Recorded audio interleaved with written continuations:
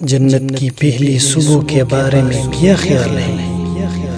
جب آپ اپنے محل کی اونچائی پر کھڑے ہو کر جنت کے خزانوں اور اس کی نہروں کو دیکھ رہے ہوں گے، آپ کے آسمان اور زمین تبدیل ہو چکے ہوں گے۔ دودھ، شہد، شراب اور انتہائی سفید پانی کی نہریں، سونے اور چاندی کے محلات، تاحت نگاہ موتیوں کی سرزمین، کستوری کے ٹیلے، ہر طرف عمدہ خوشبوئیں، گنے درخت اور ان کی سونے کی ٹہنیاں اور تنیں، مختلف رنگ و اشکال کے پل، نوکر چاکر، عظیم سلطنت، بلند مقام، خوبصورت آنکھوں والی حور و غلمان۔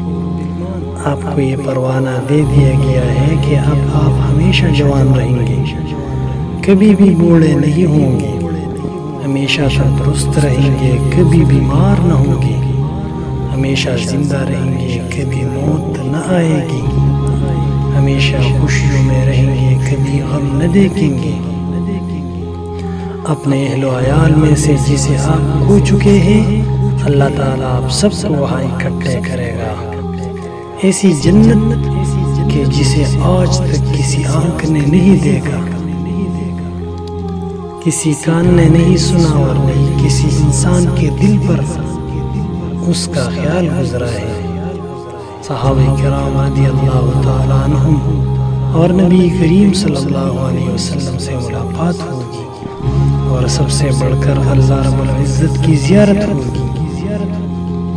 ذرا سوچیے، کیا یہ سب نعمتیں اس بات کی مستحق نہیں کہ اس چھوٹی سی زندگی میں اللہ رب العزت کے احکامات کو پورا کیا جائے اور نبی کریم صلی اللہ علیہ وآلہ وسلم کے مبارک طریقوں کو اپنایا جائے اور گناہوں سے دور رہا جائے اور عمل میں اخلاص پیدا کیا جائے؟